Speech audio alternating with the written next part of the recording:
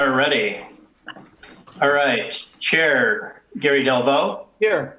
Vice Chair, Matt Schuler. Here.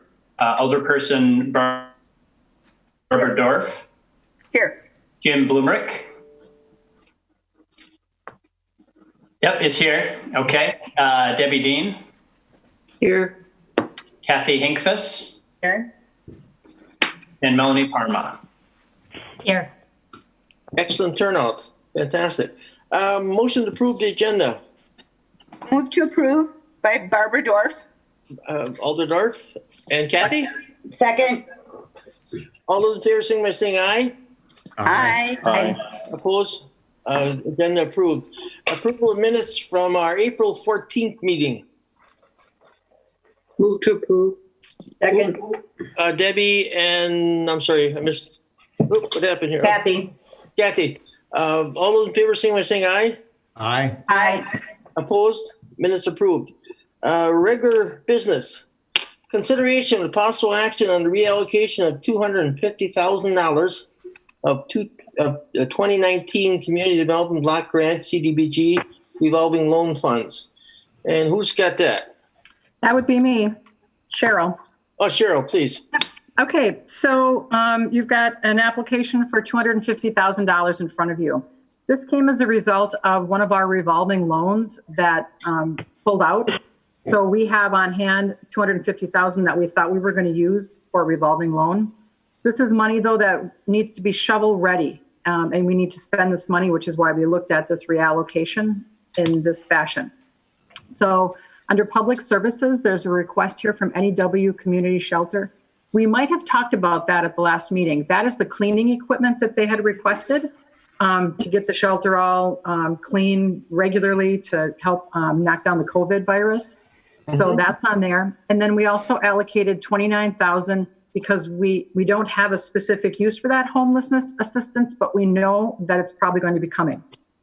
Okay. Further down, you'll see eligible activities. These are shovel-ready park projects. Gagnon Park Playground is a playground that they'd like to replace the equipment on. And this park is actually located behind the Pick and Save on Main Street, kind of in that neck of the woods there. And this project was one that you probably know that when we were starting to reallocate our block grant dollars kind of in a different fashion, those items like parks and public works things, we're probably going to look at more of a bonding for those types of issues, so we can use our block grant funding in I guess a different capacity. Within that transition, Gagnon Park kind of got lost in the mix there. So this park is shovel ready and ready to go. We think it's a great idea. That's an $80,000 allocation. There's also the Dan's Park Gateway project. So the Parks Department is looking to plant 100 trees for their 100-year anniversary.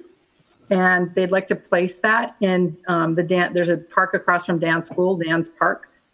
So this $30,000 would be used to plant 100 trees. And then also we'd like to place an art piece in that area to beautify that park area. It's a great park. It's a big park. It's in a great neighborhood. We'd like to just beautify that a little bit more. We'd also like to allocate $100,000 for the small business pandemic relief loan. That's a continuation of the loan we're doing now. It's been successful. We're getting money out the door. So we'd like to make sure that the money stays in the program for that. Those items all total $250,000. They're shovel ready. We can get them out the door quickly. So we're asking for approval for these funding amounts. Questions? Any questions? Now, this will also be approved by the council, right? I don't think this has already been approved 19 funding. So I don't think this one goes back to council. Krista, Right. Is that correct? Kevin? I will have to talk with law on this one because it may shift some programmatic things. So the money that's going to be reallocated to that still falls within the category of where it was initially allocated, but some of these might be a change from the initial formula. And so that's where we may just bring it back to council just to make sure that we're on board with this. I think part of it is also it fits in with some of the other things that we're doing with the CARES money and the 2020. So you kind of get the comprehensive picture of how these pieces fit together. Either way, we have to approve it or make adjustments to a recommendation. Correct. And I think, one of the things in there too, as we talked, we're starting to create some buckets. So, with the money for homelessness initiatives to be determined, we'll still have some conversations with this body about, okay, what that particular allocation may be or program may be. But then with the pandemic relief fund, this committee authorized basically that to be administered, by staff. And so we've been processing those, and we awarded 3. I think we've got probably 5 more that Wendy is going through right now.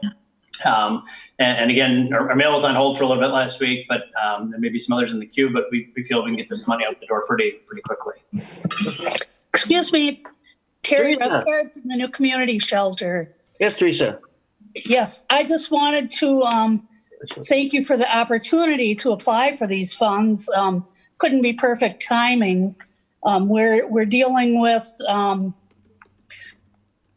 that's 8 to 15 years old. Then now's the time we need our facility, spotless. Basically, a lot of people that we're dealing with are unhealthy to begin with, long before the COVID break. But I just want to thank you for that, the consideration for our needs of the equipment. Okay, very good. Any other questions or comments? I got one, commendation to you, Terry, for the great work that the community shelter has done, especially during this, really, really tough time, and keeping a virus out. Second question, the money that we're allocating, these are more like grants. These aren't actual loans that have to be paid back, correct? Correct. The funds that are proposed here are to be grants. And for the homelessness initiatives, these are to be one-time grant funds. Okay. So The exception of the relief loan, though. The relief loan is a loan program. We've worked so that there's no payments and no interest. I believe we put out for at least a year. And then after that, a pretty modest interest rate for the next 2 years. So the 100,000 will hopefully circle back. But the other funds are one-time expenditures. Brian? Okay, so we have 250,000, and of that, I'm just trying to understand the total amount. The total amount that we need to reallocate is 250,000. Okay, and of that, how much is relief versus? 100,000. 100,000 is going to the relief. And then there's 2 parks for 80,000 and 30,000. Yep, I got that. The homelessness assistant is 29, and the NEW community shelter is 11. So that totals then, all of those things total 250. Okay, I just want to make sure that they don't have to pay them back. Well, the loan program is a loan program that they have to pay back. The Right. rest of these are all grants. So for example, the shelter would be a grant. Good. Okay, so when we're talking though, the consideration with possible action on reallocation of $250,000 of community development block grant revolving loan funds.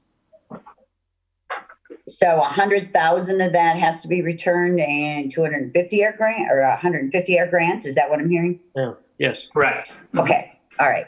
Just. I'm sorry. I just wanted to make sure. Okay. Could I speak, please? Yeah, I really should have a motion to open the meeting. I missed that last time around. So motion That's open the meeting. Alder, I'm sorry, but that's Alder Gerlach, so she's an Alder. Oh, so you I'm don't sorry. actually have to. Yeah, sorry, I didn't recognize you. Okay. I apologize. I'll wait for a motion. It's okay. No.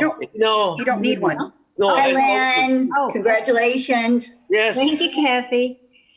So if I may just ask a question about Gagnon Park, because that is in my district. Yes. And in the interest of full transparency, I also serve on the Neighborhood Association for Old Preble. And that's the only park in Old Preble neighborhood. And we are very proud of that little jewel. It has nothing, it has no electricity or water or anything, but it's beautiful. And so we looked at, Dan Ditchite called me this morning and told me to look at the plan. And we understand the plan, to take the playground and move it into the park proper and make that, what is now the playground, make that into residential property that would become part of the tax base. And we support that wonderful idea. I just want to know if we're going to have any opportunity to talk with economic development. Yes, that part that sticks up at the top, that's where the playground is right now. And that would be, yes, a wonderful, it would make sense to make it into residential property and just move the playground down in next to the ball field. We just wonder if we're going to have an opportunity to talk with you a little bit before the final decision is made about how you're going to allocate that part that you just circled in red. Absolutely. That is something we will sit down. We want to sit down with the neighborhood. And we want to make sure that whatever we build there is compatible with the surrounding areas. So with regards to the new home build, for sure, we will work with you guys. I'm confident parks will do the same thing with regards to the park plan. Okay. The only concern that I have is that if you notice along the southern border, that there's no parking or entry into the park. I mean, you can walk into the park, but there's no sidewalk, there's no parking. On the west side, that's Baird Creek and businesses. So the only entries to the park are on the north and the east. And of course, the east, that's the little parking lot for the ball field, and that's fine. We just want to make sure that we have a really nice, welcoming entry to the park off of Oakdale. We don't want some skinny little, sidewalk that nobody will ever see again, because again, this is the only park in the way is the neighborhood of the year in its first year of existence. All right. We did talk with parks about the width of that walk. Yes, And that's what we're concerned about. Yep, we're totally on board with making that a compatible walkway, so it's not a skinny little walkway. It's nice that, a couple people can walk on. I mean, we don't want it to be too big so we can fit the two houses on there, but definitely will be big enough to accommodate people walking through that area. Okay, and to let them know this is where their park is so they can find it. Okay, Thank you. Okay. Any other questions or comments? Otherwise, I'll entertain a motion. Chairman? Yes. Johnson here. Yes, Brian. Just a question for Director Vonk, I know it comes down later in the agenda, but the $100,000 for the pandemic relief fund, because this is an action item you're going to take up now, I think it's important to ask a few questions. Sure. Will this particular funding have to abide by the same requirements as the existing fund allocation, specifically the requirement for low to moderate income qualifications, the $5,000 and $10,000 ceilings that we have, or would this, would this be allowed to have fewer restrictions than what the last allocation had, given some of the federal requirements that have come out from I believe it was the 2019 funds and beyond? Sure. So that is something we have discussed and may still tweak. If we keep it under eligible activities, you're correct. There are some things in terms of objectives for targeting jobs towards low to moderate income individuals. If we shift it and declare it as an urgent need, and that is, we could say, look, these funds are necessary because of the pandemic. The restrictions about low to moderate income individuals can come off, but then the new restriction comes on is that the receiving entity can receive no other federal funding. So if they have a small business loan or any other sources of funds from the federal government, then they would not be eligible for that. So far, the ones that we've dealt with have been fine with the LMI requirement. But as some start to come through, that may be one, I guess, tweak in terms of how it gets classified, which we would have to repost or adjust. But right now, we've been okay with that. Based on it's fitting the needs, because some of the applicants have received other sources of federal funding.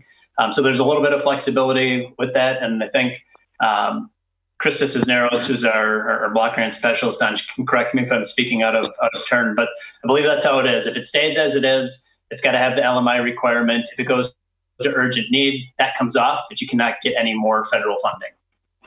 Okay, thank you for that clarification. If there's one request then that I would make, is if the RDA and subsequently council takes action to approve this allocation, I would respectfully request that when the RDA makes the motion to approve this, put a rider onto that motion that refers the $100,000 for the pandemic relief fund back to the revolving loan fund committee to make a determination if that funding should be issued in compliance with what those provisions should be modified. Would that be agreeable with you, Dr. Vonk? Yeah, I think, we're trying to put this as flexible as we can. I'll give the caveat, and that'll come more for the CARES money. We're still waiting for the Federal Register to come out to say all the rules of what exactly you can and can't do. With that, we've had just a lot of discussion with our HUD reps in Milwaukee about the programs we're looking at, and all feel like they should comply because they're based or similar to other block grant programs that are going on right now. I think we can take that direction. I'm just going to have to talk with Krista, Ms. Cisneros, about that timing if we have to repost anything in terms of the public notification. But I think we would be fine with if it fits in either one of those categories. We're just trying to get it, to the maximum amount of businesses possible. Yeah, and I agree. And what I'm essentially, the reason I'm asking for that, though, is that it provides some flexibility, right? Because if I'm not mistaken, if we approve this as is, that it would have to abide by the terms that have already been approved by RLF. If we at least refer that back to reevaluate the terms, it at least gives us some flexibility to determine if we want to release some of those or not with this new allocation of funding. Yeah, and I think we'd be acceptable to that. Mm-hmm. Okay. Did the RLF look at the funding before meeting? Or no?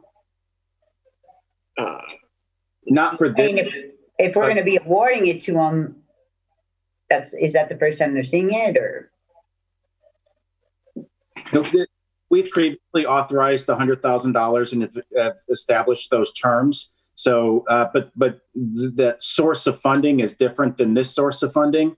And so the requirements can be modified, it's like, but that's the piece where I'm requesting that it goes back to RLF just to determine if in fact we want to modify this new allocation or not. Okay, so there are modifications and we haven't considered them. That makes total sense. And three of the folks, Matt, Jim, and Brian, are on that committee. So we're talking most of the committee. Okay. All right. Thank you. All right, looking for a motion. Anybody want to make a motion? Gary, I'll make the motion, right, to approve the reallocation of $250,000 of 2019 CDBG revolving loans fund as recommended by staff. Second. And second by Debbie.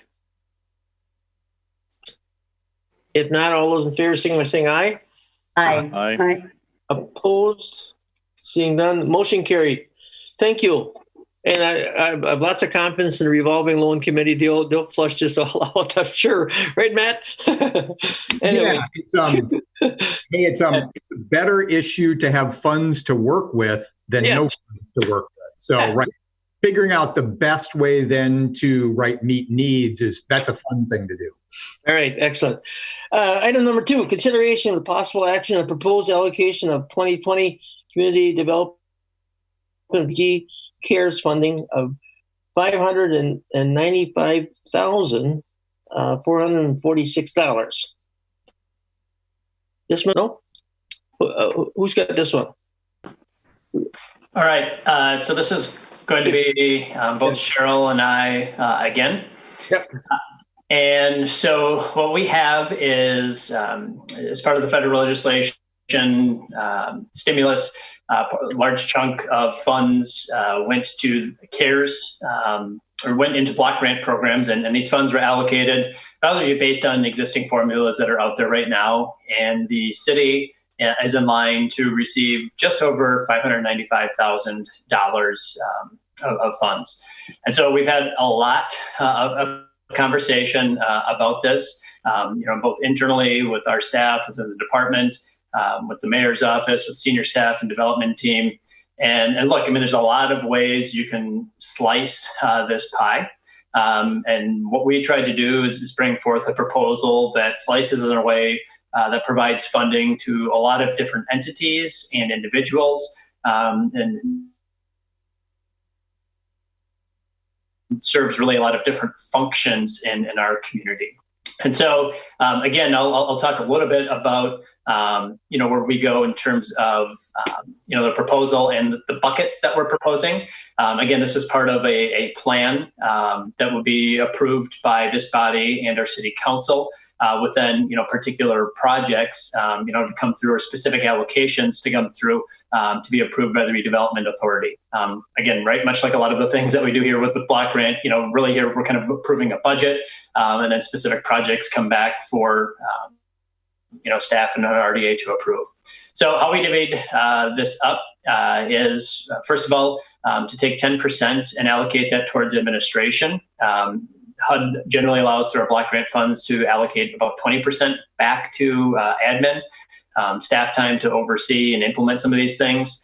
We took 10%, and really it would be potential for staff to charge back time on activities related to these activities or other COVID-related activities that could help maybe offset some levy expenses. Public service activities, we put a bucket of $120,000 to go towards business improvement district events. And really, we looked at potentially then divvying this up. So 30. Oh, cut out. Oh no. Uh-oh. Oh no. Kev. We lost you, Kevin. Yeah, we lost you. So Can we're we looking at rewind Wait, well, Cheryl's there. Go ahead, Cheryl. I can continue. Maybe he's got to jump back on. So you see we have $120,000 that we've allocated for the business improvement districts, knowing that our bids will be struggling with any number of things. Some of the things we talked about are, the food security issues that we're dealing with like the farmers markets, and events generate revenue for our bids. So we felt that was an important element that we added into the CARES money application. We also, under urgent need, are looking at doing the community development revolving loan as well. We wanted to continue that. That's the program that's been successful, and that will help with job creation and our standard kind of revolving loan program. Under eligible activities, we have something called the Frontline Employee Relief. And that is, we're kind of looking for direct assistance to people who are working those high risk jobs that, whether it be the folks working in meat packing plants or people that are working at the grocery stores, delivery drivers, any myriad of people that are going to be in need of funding, kind of an essential worker, Frontline Employee Relief Pool. We'd like to put that together for. We have $100,000 for homelessness assistance. We know that is going to continue to be a challenge for us in Green Bay, depending on how this COVID pandemic ebbs and flows. There may be situations where we need to have additional funding put forward for folks to find a safe place to stay or to isolate. So we put $100,000 into that pool. And then a new concept we have is called the City Conservation Corps. So these would be limited term jobs for unemployed residents. And we'd be looking at people that would be working in, like, for example, the Parks Department, probably primarily, maybe Public Works. But this would be an opportunity for us to employ some people and to get some things done that we generally don't have time to do in the city. I know, for example, the park staff talked about there's an area in one of the parks where there's a wooden walkway that they have all the materials, they just don't ever have the time to fix that walkway area. So we're looking at a new program called the City Conservation Corps. That's $136,000. That would be probably primarily over the summer that would operate. So these are the kind of the ideas that we have put together. We do not have, of course, the Federal Register yet, so we're kind of making assumptions that these will be HUD approved. We've had conversations with our HUD reps, so we're pretty confident about that. So that's the CARES money. Okay. Hi, Kevin. Oh, I stepped out for a moment. Anything happen?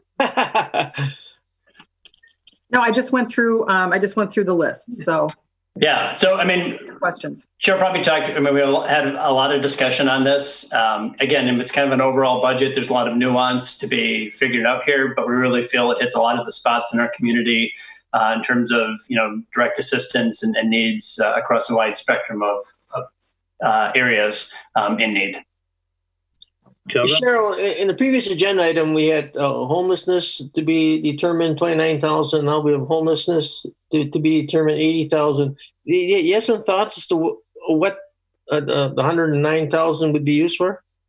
Well, the 29,000 in the prior budget is money we have available today, right now. Oh, gotcha. I know that when we funded New Cap for the assistance, for that nightly assistance, I know that money is probably going to last them a month, maybe a little more than that. So Okay. I see them applying for that. That 29,000 is like quick money that we can get out the door. Gotcha. Okay. This is really more, and we really haven't, defined exactly how we're going to use this. We put them in buckets. Right. So it may be, we're going to work, of course, with our providers to help us define these needs for homelessness assistance in the coming year. Yeah. That'd be the difference between the two. Okay. So, Cheryl, how specific would you expect the Federal Register to lay out how to use the money? I think that's a Krista question. Krista, are you on? She's had conversations with our HUD rep. Oh, yeah. Yep, she's here. Yep, I'm here. In talking with our HUD rep, they believe it's going to follow closely to the regular register that we have for block grant funding, or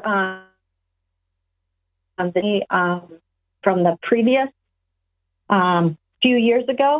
It should follow similar to that. So exact answers, but we feel pretty confident with these line items and these buckets of money that these activities would be eligible. National objective. Thank you.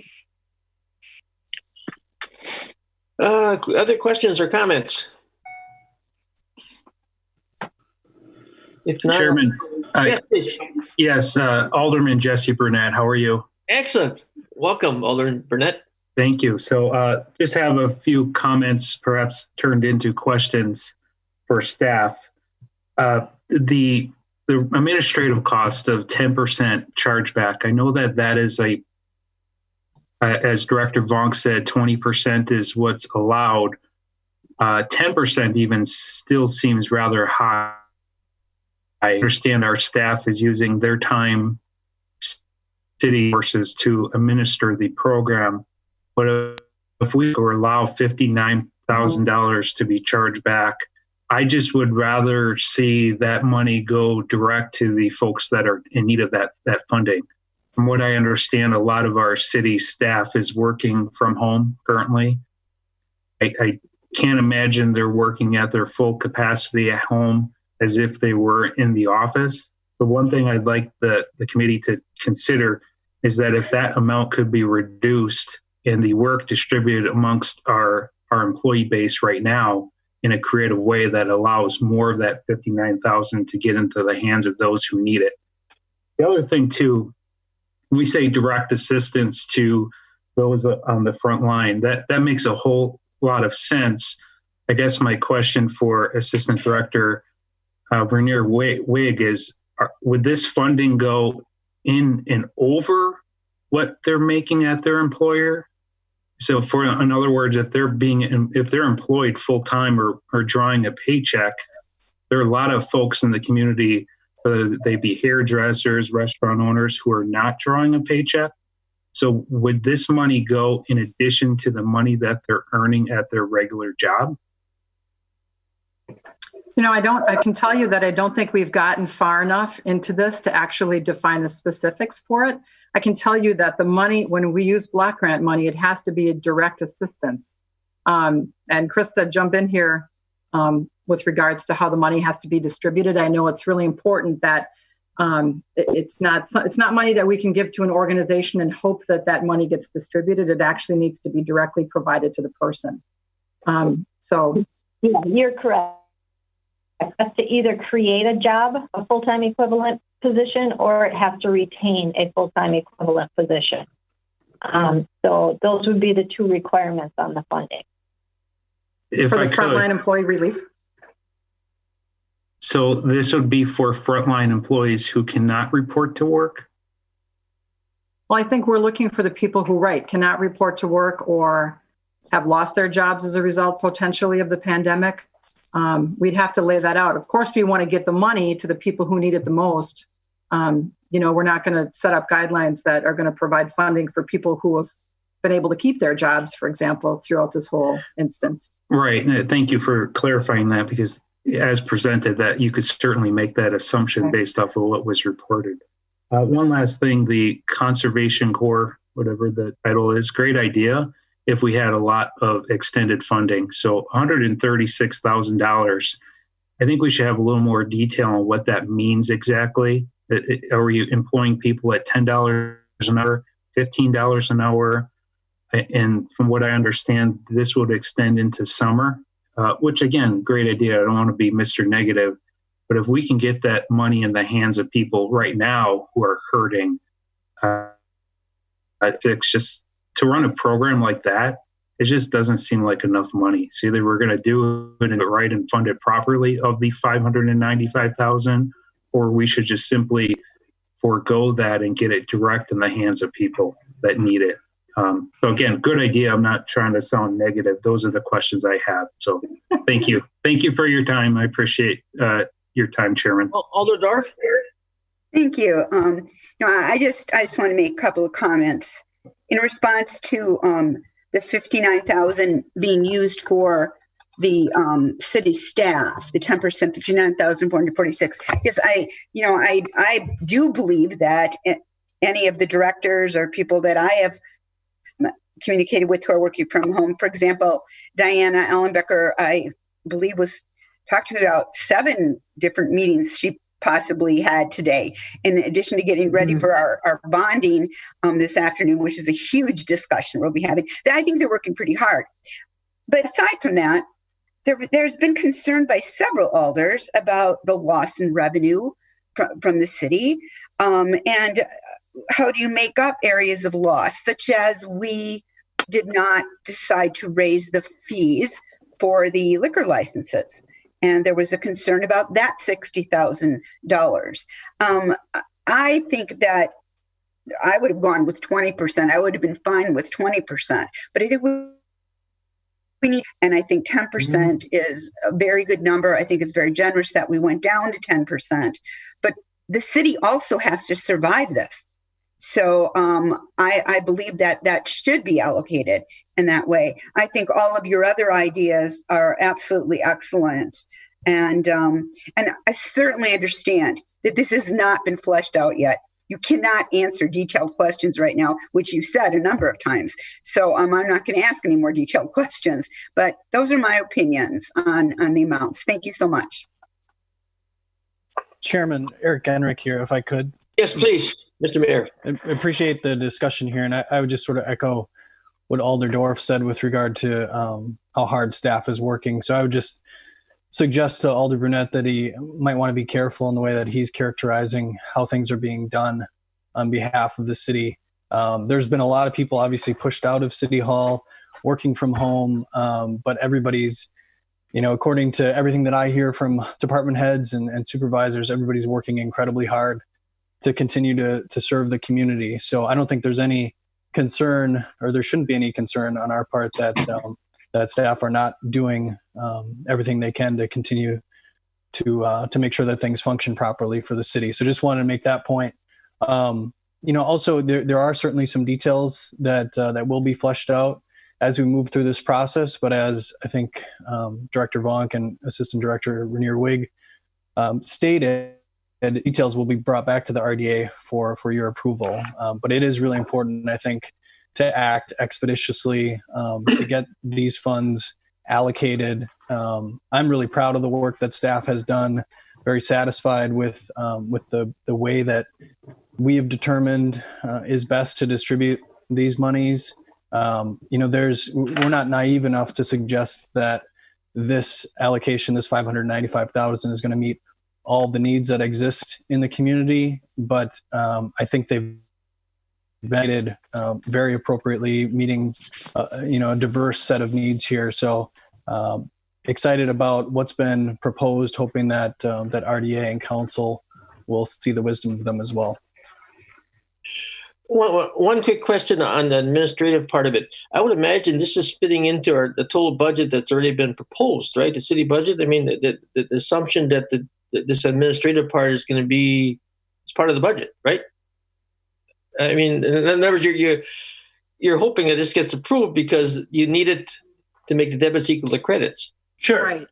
Yep. So I think that is part of that. It was in there is that for COVID-related activities, staff, including staff who normally wouldn't charge back block grant activities, could potentially use this to charge back their time spent on these efforts. Okay. We're again, I think, trying to get a fair balance of not eating up all of it in admin, which I think we easily could do based on some of the work we've been doing. But in the same way, trying to help out overall the city and saying, look, here's a potential for, source of funding, in terms of local government and helping us meet our levy budgets. Here's a way. Again, it's a small portion in the scheme of $100 million budget, but there's a way to help, potentially do that. And so that's again, if this body has the desire to move some of those funds around, we'll work with what we get. This was just the proposal, presented here to start that conversation. Yes. Other questions or comments? Jim, please. Two. Do we know approximately when we're going to receive the funds? Krista, do you know when we're going to, I don't know if we've gotten a date on that yet. No, we haven't gotten a date on it. Okay. And then secondarily, the mayor mentioned that it would be coming back to the RDA for final approval. Is that correct? So I think what we'd like to do is, like some of our other ways we program block grant is setting up kind of these buckets here. But before we maybe fund a potential entity or individual or organization, we'd want to get the okay from RDA that, all right, this falls in line with the funds that are we talked about, and I'll bring up just for clarification, I think two numbers got transposed on the slide that you were shown. So it should be $80,000 for homeless assistance and $100,000 for essential frontline employees. But for instance, so one of the discussions or partners we've been talking with is Casa Alba. But before we made a specific allocation to an entity, we'd get approval from this body to say, all right, here's the amount of the allocation and here's what potentially would be using these funds for. And this is what it means in terms of relief, whether that's, food, shelter, other things. I think one of the things overall too, that we would like to, just kind of keep in the back of our mind is not adding too much of an administrative burden on us as staff to keep track of all the dollars in terms of, working on hundreds of individual cases. We would want to work like we have been doing with NewCap, for the homelessness dollars. And that is, okay, we provide a lump sum of money and they're responsible for the tracking and accounting and bringing that back to us. So that's one of the things, in terms of having these questions about, a specific entity, that's where things would come back to RDA for that approval. Thank you. That's helpful. Helpful to me anyhow. Other questions or comments? Are you ready for a motion? Yes, please. Okay, I'd like to make a motion that we approve the action on the proposed allocation of the 2020 Community Development Block Grant CARES funding of $595,446 as presented. I second that. Second by Kathy. Chair, A motion made by Alldorf to approve the allocation as defined in agenda item number 2. Second by Kathy. Other questions or comments, please? yes, Chairman. Yes, please. Two things. One is I think it would behoove the RDA to open the interested parties. Oh. But secondly, I did just have a question on the administrative component. Does the requirement to retain or create low to moderate income positions apply to that administrative component as well? It does not. Okay. And then has staff considered on the conservation core component, because it sounds like the intent is to target individuals that are unemployed. Has staff considered whether or not that there would be sufficient incentive there to encourage someone to leave unemployment to accept a role on that, given the fact that obviously unemployment compensation right now does have that additional. So again, I don't know if that's been talked about. Yeah, Alder, if I could, Eric Enrick, again here. I think that's an important thing to keep in mind. I think there are also, though, a lot of young people, say in the range of 18 to 25, who were at school until things were called off for most universities, and so for young people, this could be another opportunity for them.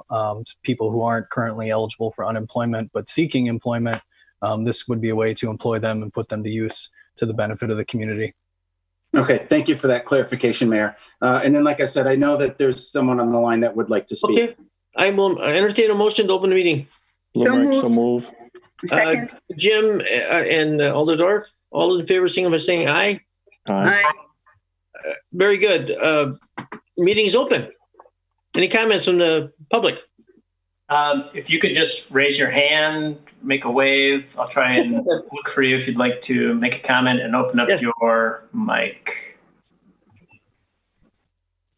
All right. We have Peter Nugent. Hi, Peter.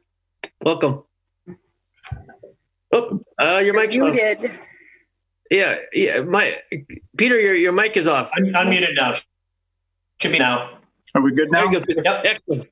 All this guys, this is crazy. I just wanted to say thank you. It's good to see all of you. I appreciate the consideration, specifically for the bid funding. This is a strange situation, clearly, that we're all in right now, and these funds are critical for our district and for our organization to really fulfill the purpose that we have for our district. So I just wanted to say thank you. And for your hard work. Thank you. Thank you, Peter. Thanks for your comments. Anybody else? If not, I entertain a motion to go back to regular order of business. So move, Blumreich. Second, Dorf. Second, Alldorf. All those in favor, signify by saying aye. Aye. Very good. We are back to regular order of business. Now I will entertain a motion of any kind. We have a motion on the floor, I think. Oh, yeah, we do. I'm sorry. You're right. We already have a motion in a second. Alldorf and Kathy, if I'm not mistaken. And I just wanted to be clear that the funds presented are the ones in your packet. Just the one I had on the slide was transposed. Just so you're aware that the one in the packet, just so it's the 59,446 for admin, 120,000 for the bids, 80,000 for homelessness assistance, 100,000 for the community development revolving loan, 100,000 for essential frontline employee relief, and then 136,000 for Green Bay Conservation Corps. I just wanted to make that very transparent. That's the allocation as presented in the packet. Okay, so we already have a motion and a second. Any other questions or comments? If not, on the motion, all those in favor signify by saying aye. Aye. Aye. Opposed? So carried. Thank you. Item number 3. Consideration of possible action on the approval and recommendation of the Common Council of City of Green Bay 5-year 2020-2024 Consolidated Plan and 2020 Annual Action Plan. I would imagine it's Kevin and Cheryl again. No, we're gonna let Krista lead on this one. Oh, okay. Hi, good afternoon. Good afternoon. How you doing? Good, how are you?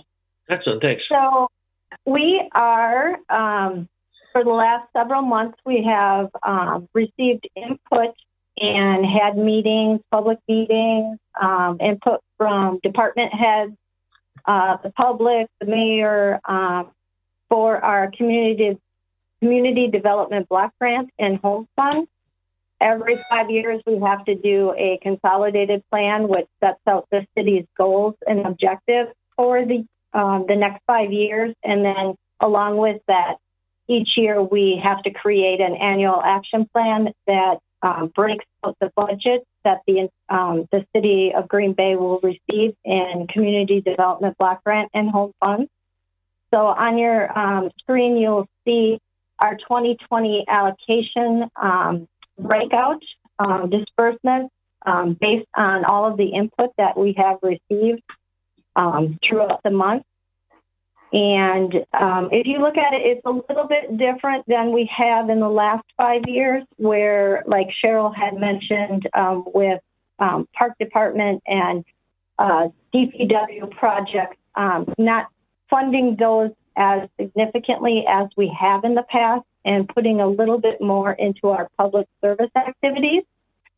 So in our 2020 block grant allocation plan, we have for fair housing services of $20,000, which fair housing services are requirements with these block grant funds. We also would like to fund the community gardens, which is a great public service food option for low to moderate individuals within the community. We have an allocation in there for our art coordinator program. And then we have another allocation in there for homeless prevention. We don't have that specifically identified yet, but the researching and finding out what we can use that $70,000 in our community to help prevent homelessness. We also have an allocation in there for acquisition and demolition of blighted housing within our area, within the city of Green Bay, and we're allocating $111,337 of entitlement money, along with $75,000 of program income that we're anticipating coming in throughout the year. That's any, like our block grant, rehab loan payoff, or any income that we receive off of any of our programs that are funded with block grant funding. We have an emergency housing repair program. We put $50,000 in there for that.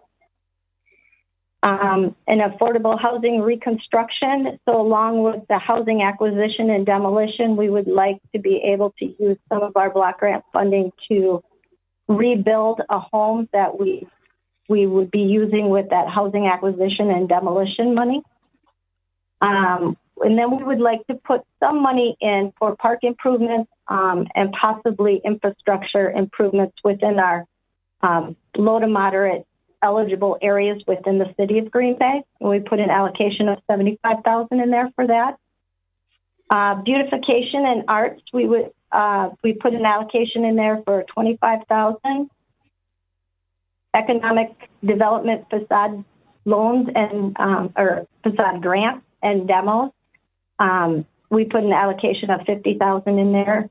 And then the economic revolving loan fund, we put $150,000, and we're anticipating repayments of $100,000. So we would have an allocation, total allocation of $250,000.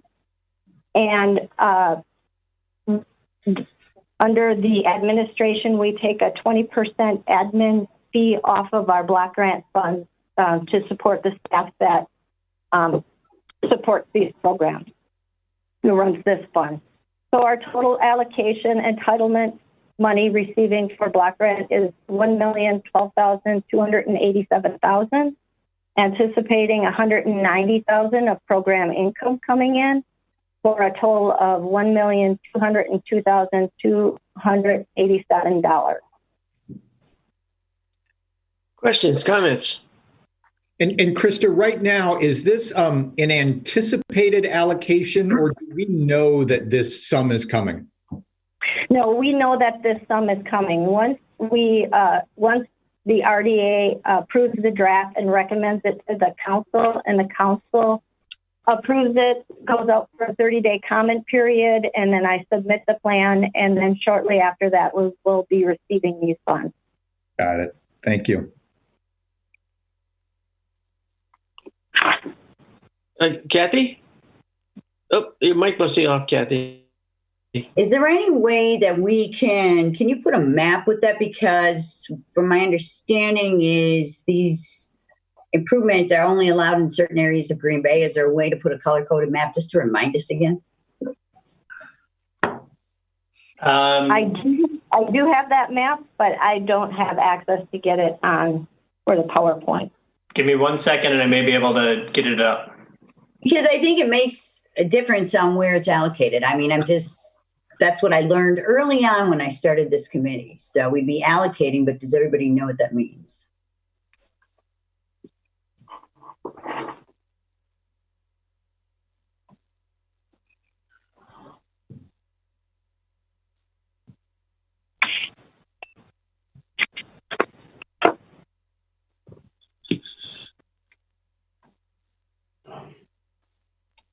Might take me a minute to dig that up.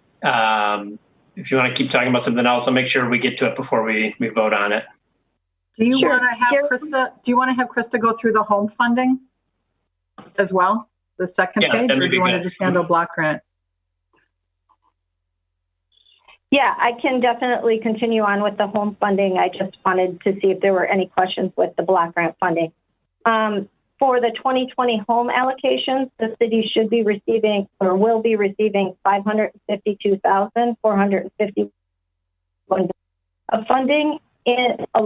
We have allocated $100,000 of that funding to our single family rehab loan program, which last month you approved us to go out for RFP because Kevin, who is our rehab specialist, is so we put $100,000 there for that. Housing development advancement projects. This is a category to provide for-profit and nonprofit federal funding to create affordable housing within the city of Green Bay. Community housing development organizations, 15% of our home allocation needs to be distributed to a CHODO within the city of Green Bay. So we allocated $85,000 there for any eligible CHODO within the city of Green Bay to submit a home application to create or rehab affordable housing for LMI individuals within the city of Green Bay. And then through the home program, the administration is only 10% of the allocation. So we took out 10% of the allocation for staff administration of this program. So that's $55,245. We're anticipating $100,000 of program income coming back into the program this year in 2020 payments for a total of $652,451. Okay. How are you doing, Kev? He's working. Anyway, questions or comments?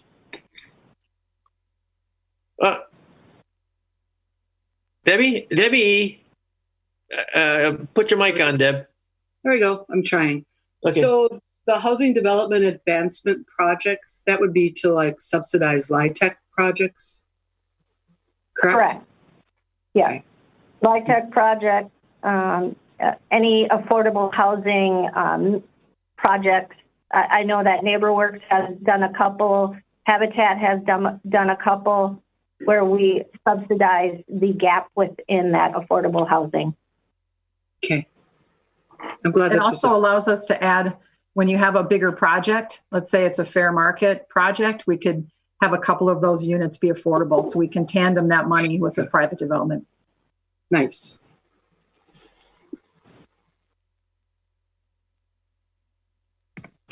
Alderman Johnson, you usually have a comment or two. Where is he?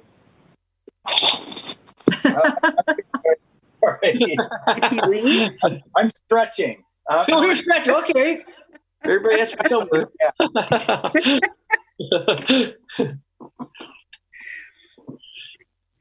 So Kevin's still cranking there, huh? Anyway, other. I cut myself off a server because I kept getting cut off, so I do not have that map on me. I'll keep digging. Isn't it basically the NeighborWorks map?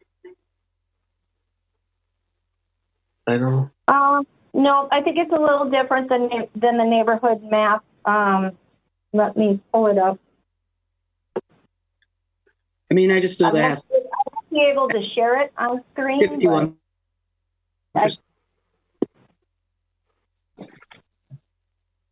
All right. In the interest of time, I'm going to entertain a motion. Gary, can I just ask a question for frame of reference? How the 2020 amounts compare with the prior year? Yep, thank you. At least in total. In total,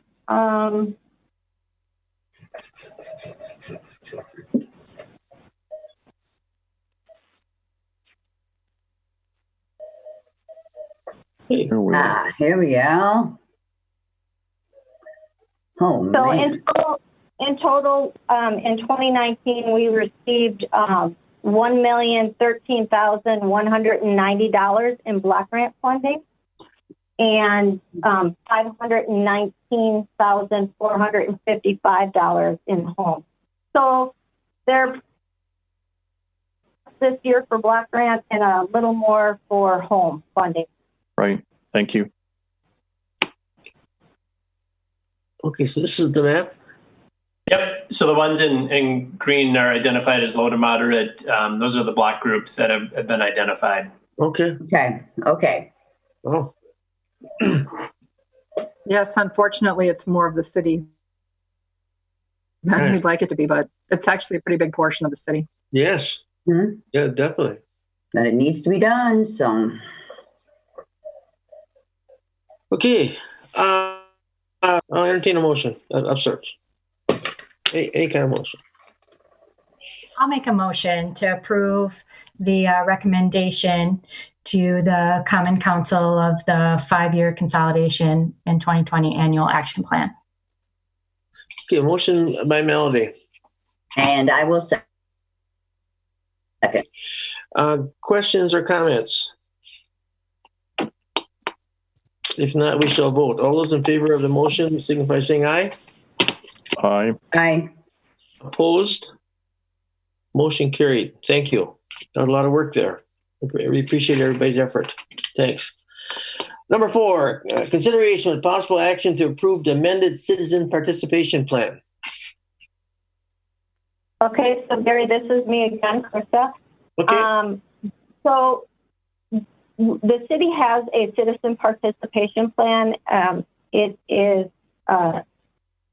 we have to have it for the block grant and home funding. So we have this plan, and in the plan, it identifies that the citizen participation comment period needs to be at least 30 days for any annual action plans or substantial amendments to your annual action plans. However, with this new CARES funding, HUD has issues that provides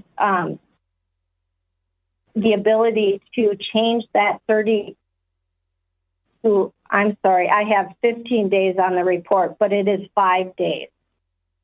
So based on your allocations and your award of those allocations, instead of a 30-day comment period for citizens, we can cut that down to a 5 day. Wow. So that we can get these funds out the door faster. And in order to have to amend our citizen participation plan. So that's what this is. Typically, do we get a lot of comments from citizens? We don't get a lot of comments from citizens. It is a requirement of the funding by HUD. So it's just it's giving us some flexibility in order to get this money out the door faster once it's approved and in hand. Right. Okay. Yeah, I'll make a motion to approve the amended citizen participation plan. Motion. And I'll second. And second, ma'am, sorry, who? Who second? Kathy. Kathy. Debbie. Wow, sorry, Debbie. I didn't recognize your voice. Okay, a motion by Melanie. I see. I got you. A motion by Melanie, a second by Debbie. Questions or comments? If not, all those in favor, signify by saying aye. Aye. Opposed? So carried. Thank you.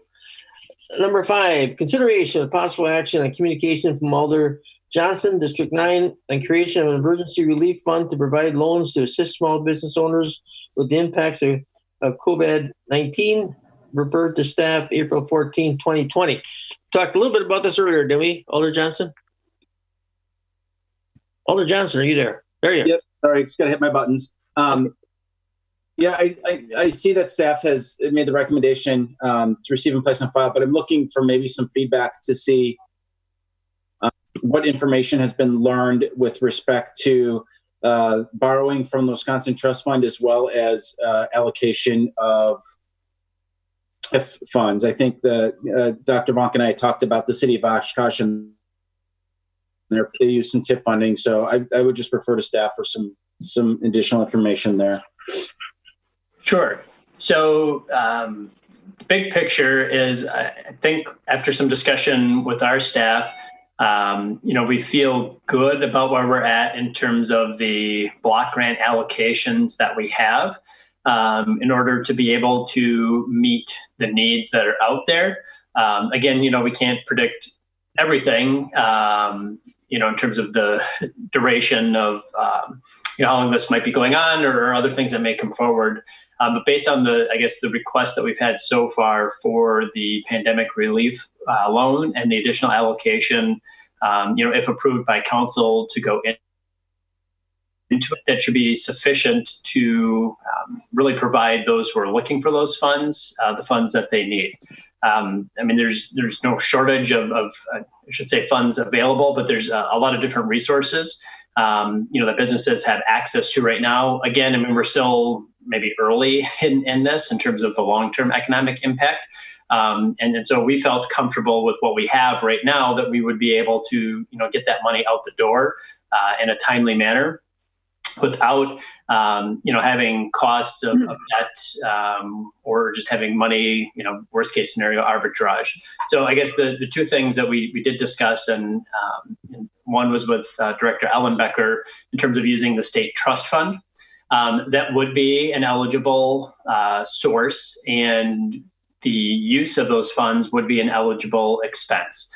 And so I think the thought was, okay, the city could potentially borrow from the state trust fund and then create a fund itself to lend out to at an equal or slightly higher interest rate, really in order to capture the cost.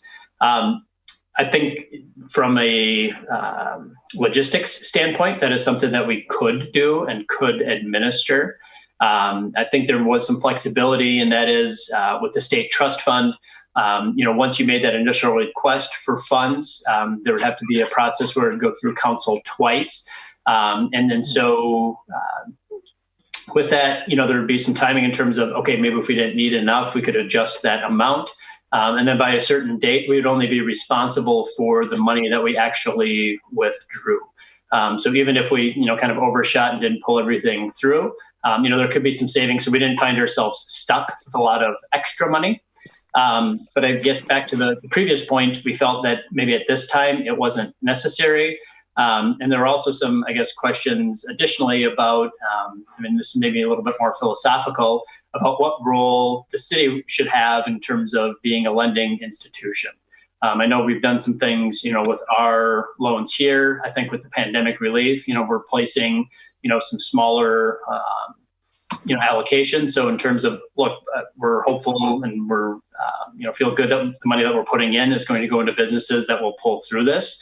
But I think there was, some overall concern about potentially if money went into businesses that did fail, we may not have a lot of standing in terms of was that debt service going to be paid, in terms of is that an additional burden that we wanted to have, either spread on us or the taxpayers. The second, what we looked at is potentially some tax increment district financing. I think right now we did talk with the chamber, Greater Green Bay Chamber, and they have a program, a relief fund loan program, grant program that is eligible for all businesses throughout the chamber region. And so we had discussed with them and said, look, we could potentially allocate maybe $20,000 up to $20,000 of our funding from our TID accounts for businesses that were in those tax increment districts in accordance with their guidelines to help there. So the chamber is looking through their applications right now and to see, all right, which ones may be eligible to be funded through the city. So I think depending on the demand that comes through there, that may be another alternative for potentially providing some relief. But I think, if we were to go any higher than that, we'd want to have a bigger discussion because then it goes beyond just, kind of some immediate relief. And it's more of a policy change in terms of how those funds are allocated. So I guess the reason for, receiving and placing on file was, we felt good about where we're at the moment and felt that it's still a little early whether to tell we need to put additional funding into business relief at this time. Thank you for that overview. I think where I'm at right now is I'm comfortable with that action as well, recognizing that that we can always bring something back. And I agree, and this is something I've been thinking about a lot, is that we're probably on the very front end of this business recovery process. And so I'd hate for us,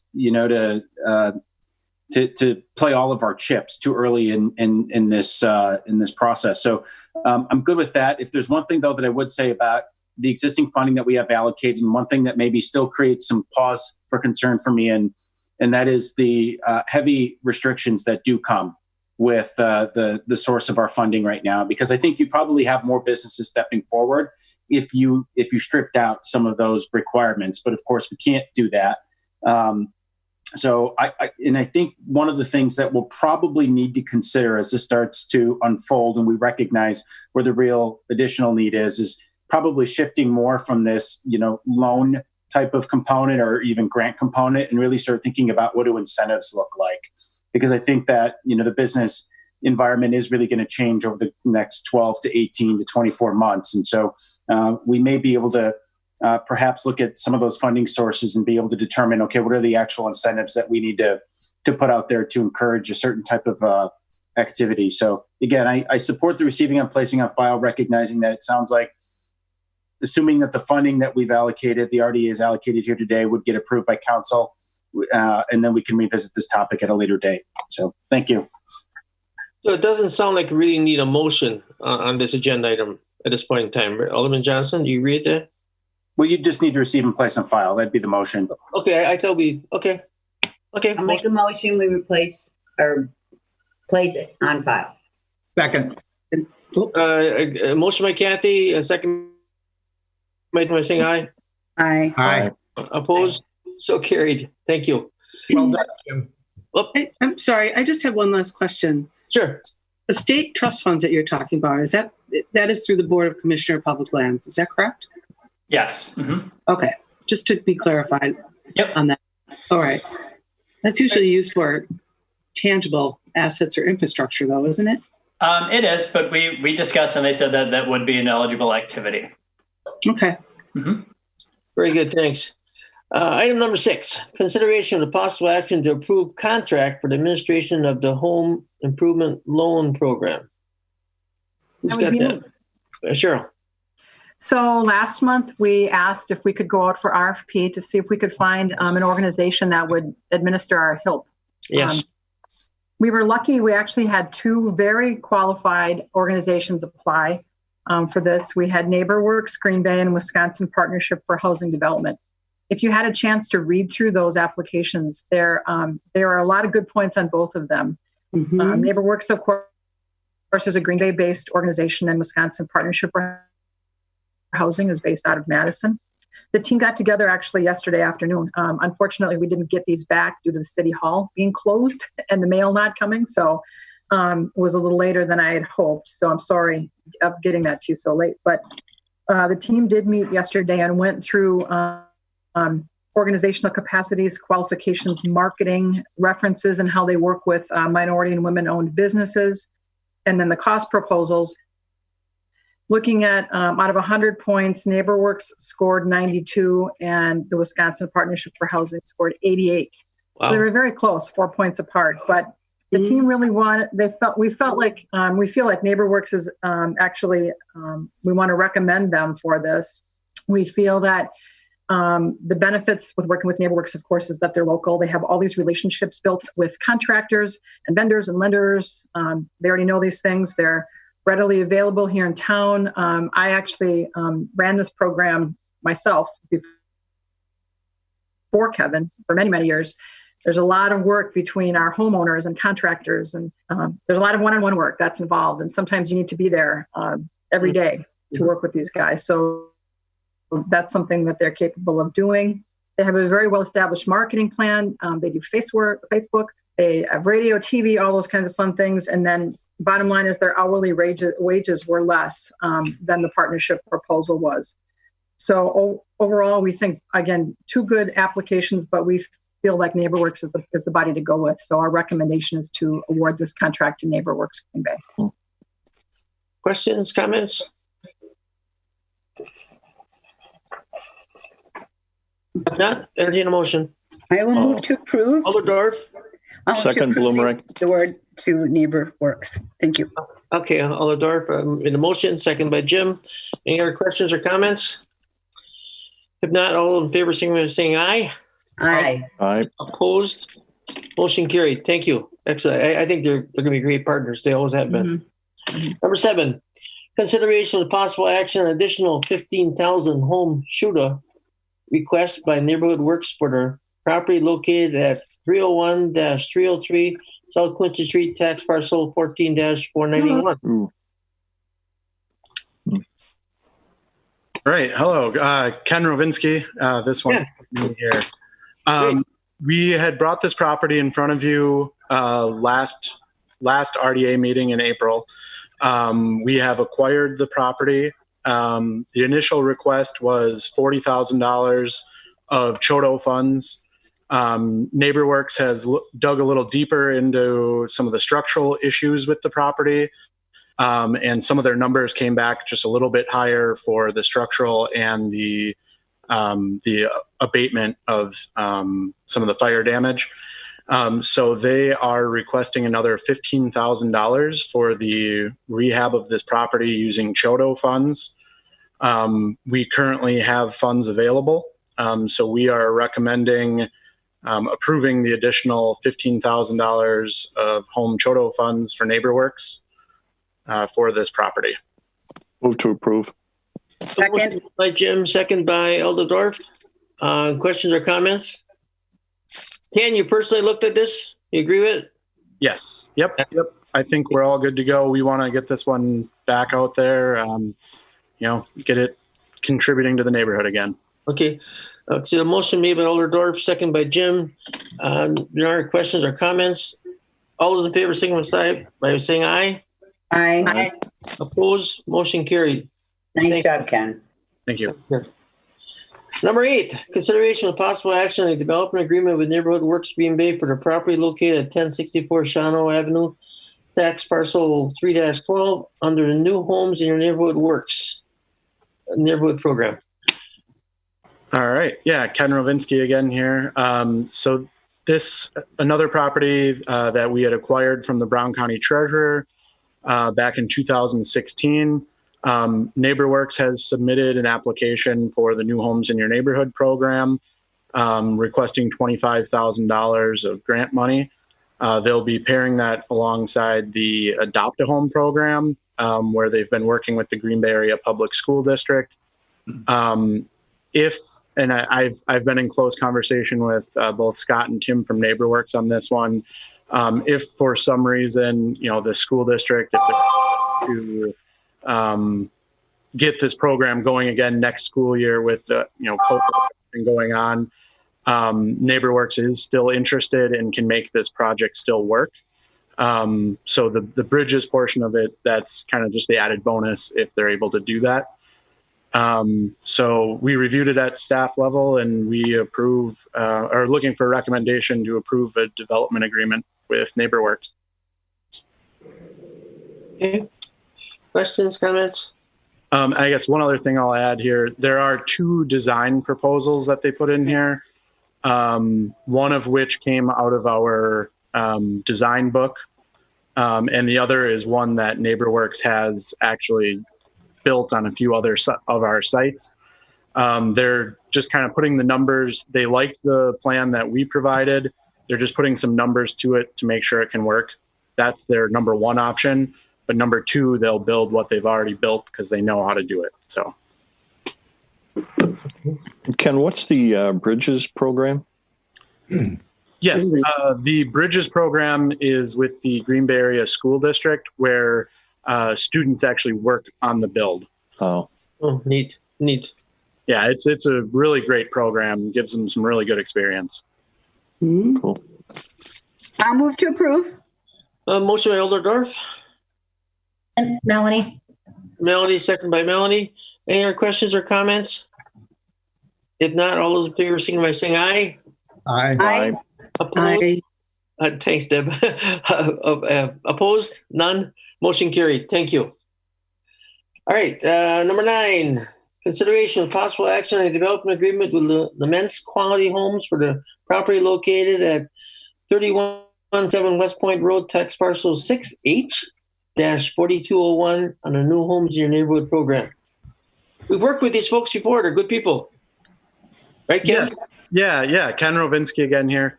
Yes, we have. So Lamens has been showing some of their other properties to potential buyers, and as they're selling, they need more properties, and they have a number of people interested in continuing with our programs. This site was ideal for. There's a couple that's looking at this design here. Works for them, works for us. There's no grant funding that will go with this. This will actually just be Lamens requesting to take the property at no cost. There's a connection to the sewer line that needs to be installed. That could be upwards of like $35,000-$40,000. So basically deeding the lot, that will offset those costs. So who pays the $35,000-$40,000? Laments? That will be the builder and the homeowner. Okay. So that would not be a cost for us. Okay. Initially we had this site listed for sale. We've had other people interested in it, but with the amount of site work that has to go into basically where this is, the city street and sewer kind of ends and it tapers down into more of a country road. And our city sewer stops at that point. Okay. So they need to put in basically an underground lift station to get the sewage out into the sewer line. Sure. So that expense, was going to be at the builder's cost. So to kind of balance that out, they're requesting that the property be deeded at no cost. Yeah, I live nearby. In fact, I'll be driving by there in about 15 minutes. And you'd never sell that lot for $46,000. So all because of the issues that Ken has mentioned. I would motion to approve. Second. Was that Olderdorf? I'm sorry. No, Kathy. Kathy Hinkes. Oh, sorry, Kathy. That's okay. Motion made by Jim, second by Kathy. Any other questions or comments?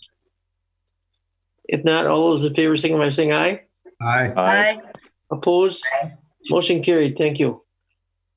Number 10, consideration of possible action and communication from Alderman Johnson, District 9, to direct the Redevelopment Authority to initiate negotiation to purchase 927 Liberty Avenue utilizing neighborhood enhancement funds, block grant, or other funding resources available to the City of Green Bay or RDA.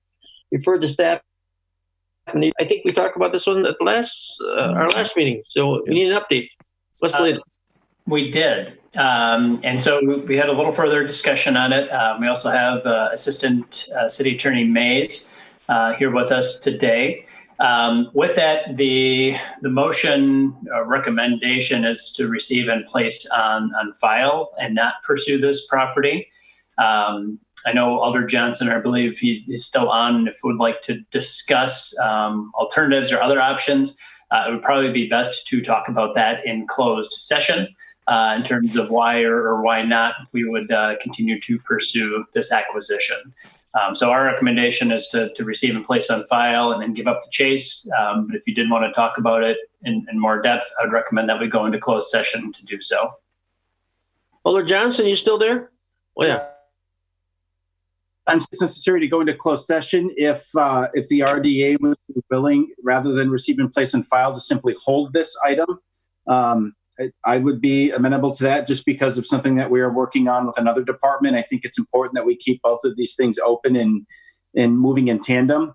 So again, if the RDA is agreeable to just simply holding it and not taking any action today, then I think you could avoid going into closed session. Kevin, can you live with that? I can live with anything pretty much. So you're pretty agreeable, huh? All right. I'll make a motion that we hold it.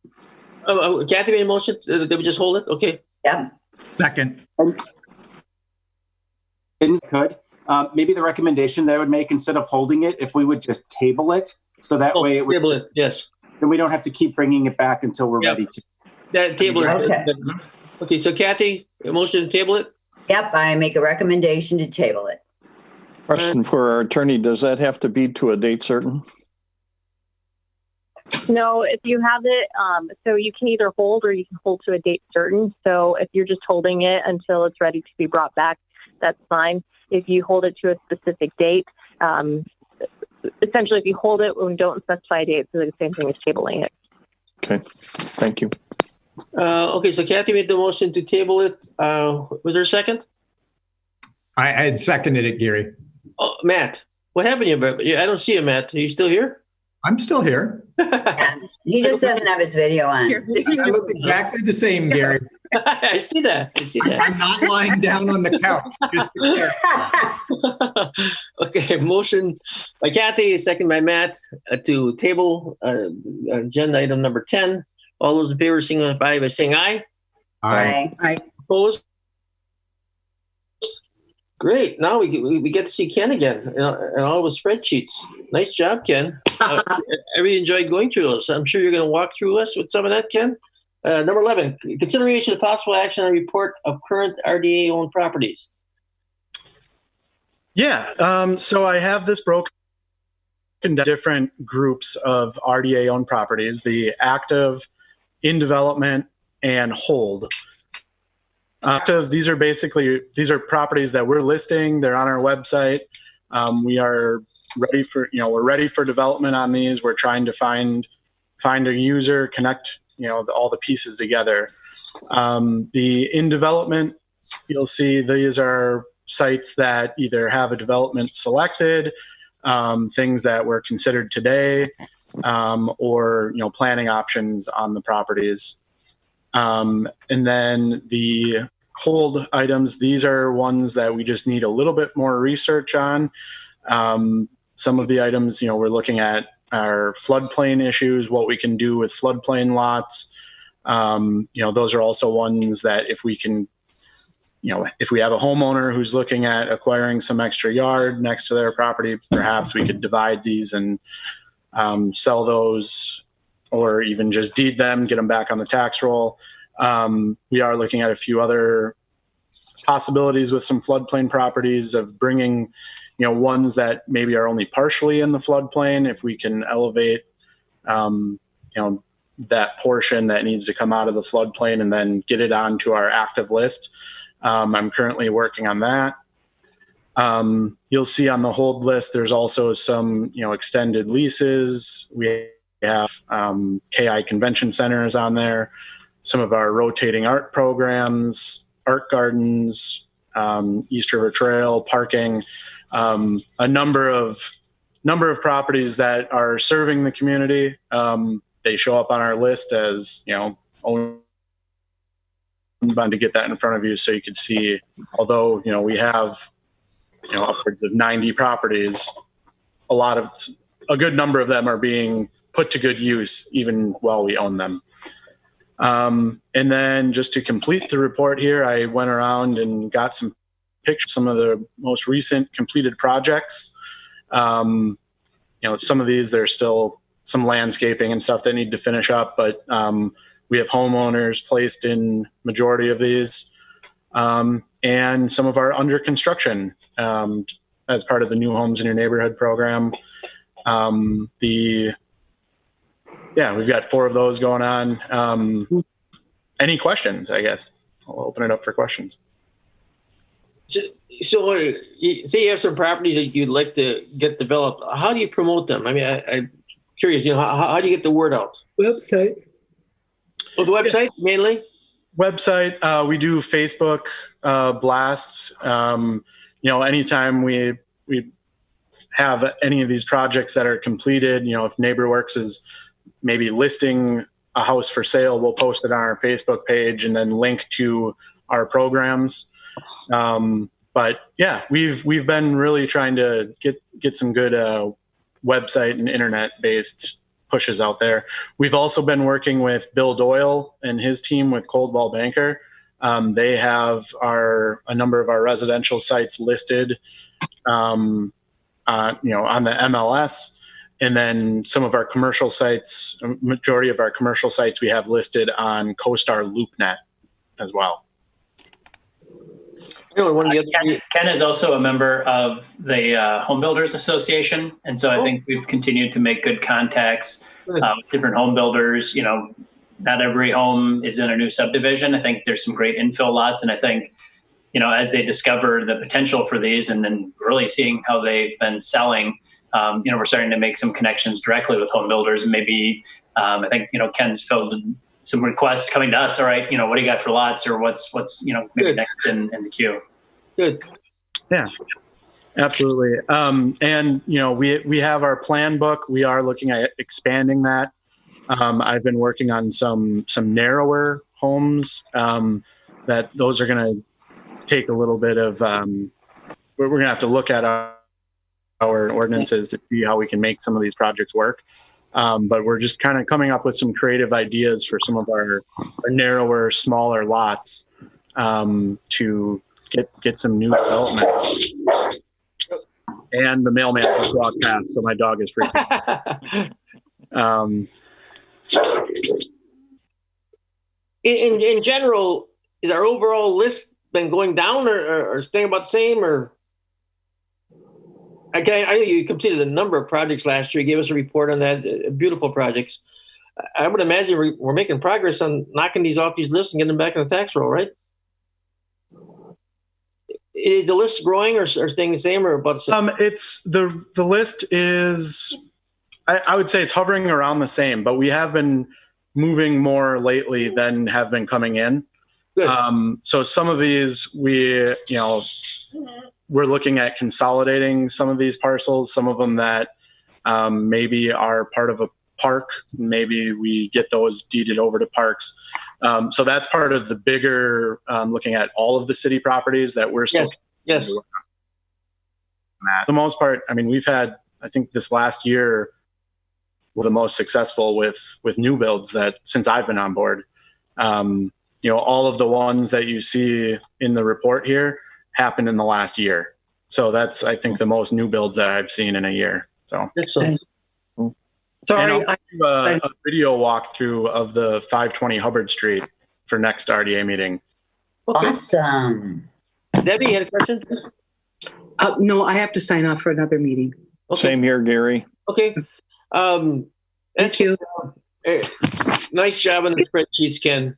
Very good work. I'm sorry, Ken, can we get these properties in a PDF?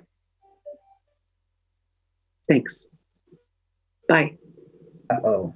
Any other questions or comments for Ken? Great work, Ken. Keep up the great work. You're doing a super job. Excellent job. I don't think we have need a motion on that. Do we need a motion on number 11? It's just I just had put on there receive and place on file. I'll move to receive and place on file. Motion by Eldorf, second by Kathy. All those in favor signify by saying aye. Oh, God, now there goes my dog. Hang on. All right, it's been placed on file.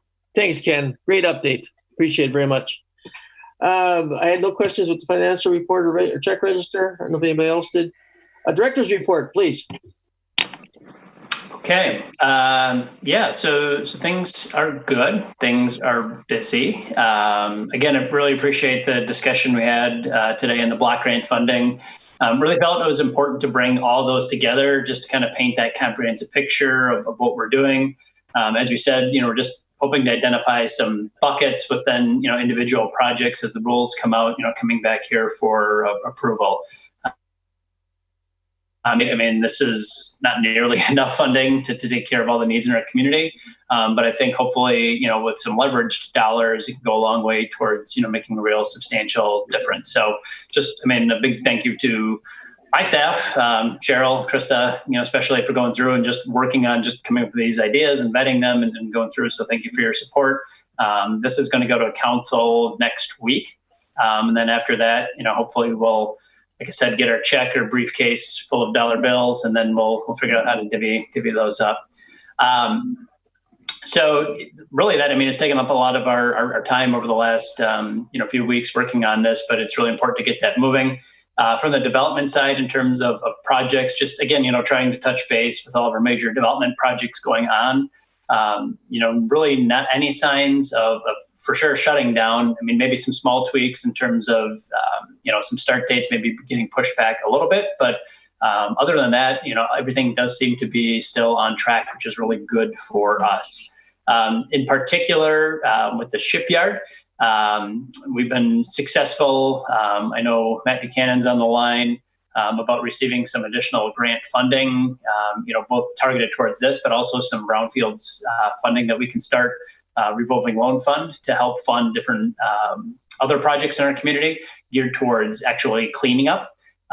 We've been really successful getting funds to do assessment, but now we actually have some funds that we can put into cleanup activities throughout the city. So continuing really to generate a lot of funds to get money back on the tax base there. Probably coming up, we will want to talk about the shipyard again. I think now with the merge project to just, kind of evaluate, where we're hopefully, and I think if not already started this week, back to moving dirt. It's finally dry enough, not windy enough to do the major filling and grading. But look, when we started this, a pandemic wasn't part of the plan. And I think we need to have a conversation about, creating an outdoor events center and space, how we want to roll that out and then roll that in. So, having some conversations about, maybe some timing on, when we do certain things. I think we do have some, lag time built into there based on Merge's schedule. But I think, we should have that conversation, with this body and then how that impacts, what we're doing in the neighborhood. Again, right, as a planner, I'm always in it for the long haul. Well, what does that mean in terms of the next few steps? With that, overall, all the projects seem to be going really well. In fact, we probably have a few other things. You don't have to tell me now, but potentially maybe a special RDA in 2 weeks, in 2 Tuesdays, just to get some things accomplished. We need to get them to council in June. So I'll follow up or have Lisa follow up, with an email on that. But we may need just to keep these agendas as light as we can, right? I know we're all zoomed out, having to pay to go through these. So try not to load too many things up, and so spread it out. I'd be happy to answer any other specific questions that you might have. And breakthrough fuels? No, I did. Still looking potentially at something in the city. I do know, without saying too much, right? The oil industry and the logistics industry has been turned upside down a little bit in the last few months. So they've had their hands on deck with that. But conversations still continue in the city. At one point in time, we're looking for some state funding for remediation at the Pulliam plant. Anything new on there? So our legislature, as you know, well know, is pretty stalemated in terms of a split legislative and executive branch. We were not able to secure specific funding through the legislative process like we maybe thought that we would. We have an alternative in terms of going through and applying for some grant funds that may be available coming up this next cycle. So we're going to pursue that. In addition, we have some conversations coming up with the parties to see about the next steps for moving forward. Okay. I see Marcus is there. I just want to give him a big hand of applause. He did a great job on Slasky's Sunday morning show, and as well as the business news article. Both of those are extremely well done, Jeff. Thank you very much, Gary. It's great to see entrepreneurs who are still committed to their projects, and there's something very special about a 1 mile stretch of Main Street, Green Bay. We have 7 businesses in a 1 mile stretch that are still carrying out their initiatives, and we've got a TV station covering that last night and tonight, and it's going to be our lead story in What's Up Downtown this week. But at a time when so many businesses are challenged, when we have a stretch of an area like this where there's positive progress and a number of property owners are investing and improving, it's a really fun story to tell, and we are going to continue to get that out there. Kudos to you and your group. Excellent job. Thanks, Gary. Any other comments or questions for Kevin or staff? Hey, just congratulations to the whole staff, and you're getting obviously a tremendous amount done while you're off-site, and so really just hats off. There's just tremendous progress and momentum, and absolutely working differently, obviously, but still being very, very efficient and productive. So thank you, and just thank you. Sometimes I have to admit, Cheryl and I cheat, and we have socially distanced porch meetings. So when you get out of our house and go for a walk, we just say, "Hey, I'm walking by if you need anything." How neat. I might leave a stack of papers on you. Right. I guess motion to adjourn. Move to adjourn. Alderdorf and Matt. Matt, I got you involved. Thank you, sir. All those in favor, sing by saying aye. Aye. Aye. Excellent job, everybody.